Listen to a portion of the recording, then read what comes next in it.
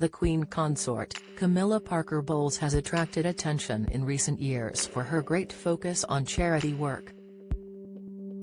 Recently she was congratulated on her promotion of a London homelessness charity and its work to create women-only spaces. However, this is only the tip of a charitable iceberg, and one which forms a part of a wider gamut of a person around whom controversy used to swirl. Speaking to The Express for its Royal Roundup, GB News royal correspondent, Cameron Walker said, "Camilla has done brilliant work with charities within the United Kingdom. She's a patron of a number of them. She's particularly focused on children's illiteracy, on dogs, on animals, on horses."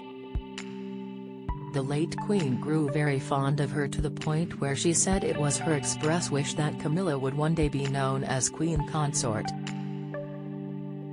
Mr. Walker was also asked about the parallels between the controversy around Meghan and that around Camilla in the latter half of the 20th century. He was also asked about Harry's relationship with Camilla. Walker said, "It's well known, the King, then Prince Charles, openly admitted that he did have an affair with Camilla Parker Bowles when he was married to Diana, Princess of Wales, so clearly that would put a strain on Prince Harry's relationship with Camilla." He added, "Clearly we don't know the private relationships of senior members of the royal family between each other.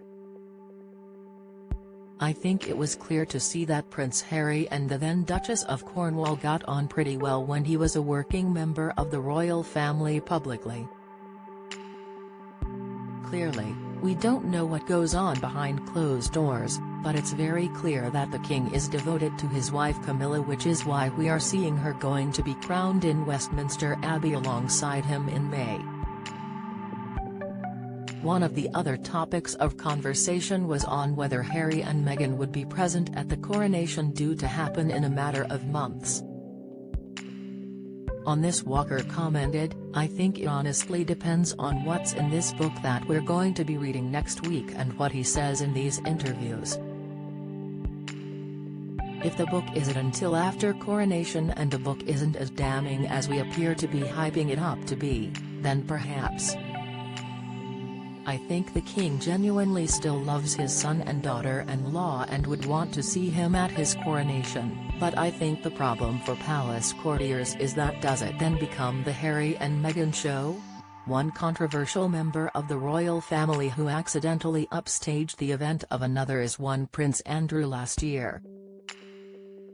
The youngest of the Queen's children recently settled over allegations regarding Virginia Giuffre and has since stepped back from royal duties, but this hasn't stopped his presence making waves of the storm-based kind.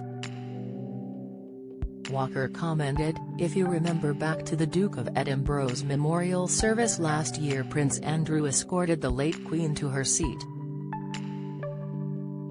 Instead of all the headlines being about what a wonderful man Prince Philip was, it was all about Prince Andrew escorts the Queen, and I think the King will be very much aware that if Harry and Meghan appear at the coronation, then will that overshadow his coronation? Who knows, but that's clearly the worry." As a result, as the big countdown to the coronation in May continues for the royal family, it appears there are storms yet to be combated.